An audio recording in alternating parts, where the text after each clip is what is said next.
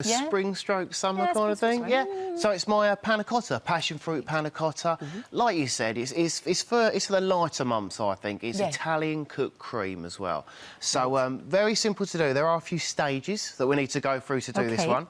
Just going to warm a pan up on the hob, and obviously, yes, it's cooked cream, as I said before. So the ingredients to kick off for my passion fruit panna cotta are some sugar, touch of cream, touch of milk, right? And all you do is put them into a pan, not too hot. I did warm the pan ever so slightly just to take the chill off it.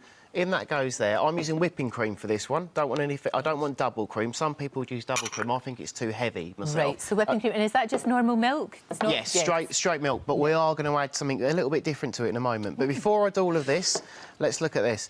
Here we've got a vanilla pod. Now, you could use vanilla extract. For this one, I like the seeds to go through it. I think it tastes and looks better. OK, but all you do is just going to run the knife down the pod, scrape out the seeds just to release them so they really do go into our dishes when we present. Just like this. So you get them lovely little seeds there, and then in everything goes. Oh, just put it all in? Everything, everything goes in there, OK? Now, what you want to do is just dissolve the sugar and just bring it so it's tepidly stroke warm. Don't need to boil it or anything like that, just so the sugar dissolves. Now, we're going to need an agent to set it.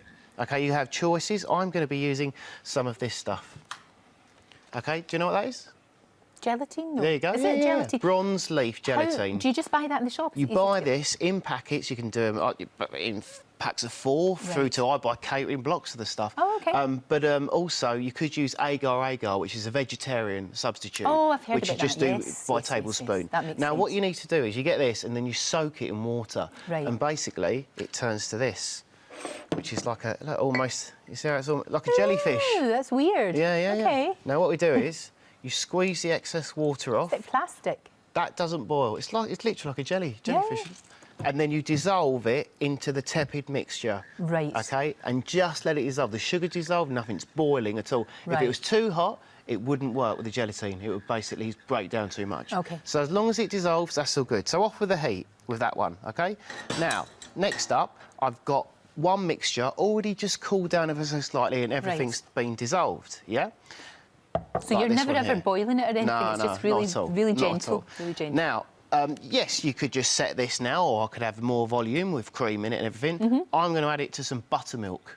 OK, right, so buttermilk, it's got a wonderful acidity taste, and I think it works well with the sweetness and the sharpness of the panna cotta. If you look here, look at all the seeds that come through now.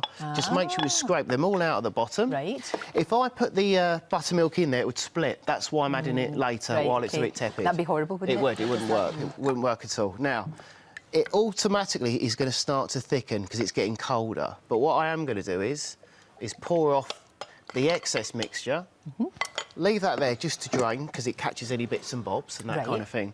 Now, with regards to setting it, I've already done a few up which they take about 2 hours in the fridge.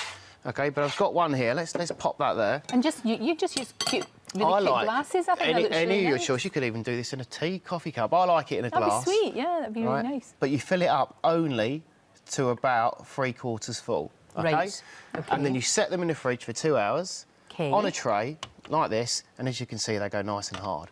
Or just set, not too hard, I should say. Right, now for the topping, because it's 3/4 full, we've got a touch of passion fruit juice. In that goes there. Again, the same again. Oh, you got that stuff again? Only half a sheet this time. And look, I've wrung it out. I've wrung off the excess.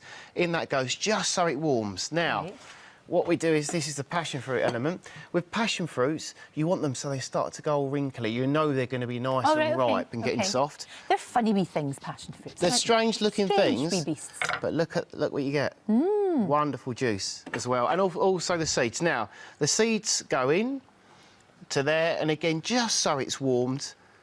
They've been in the fridge for 2 hours to set up. I've got one that's just cooled down again, same principle. And you just pop it on? A little bit on the top, just to set through, and then that goes in the fridge for half an hour. And I'll show you how we present them a little bit later. Fantastic.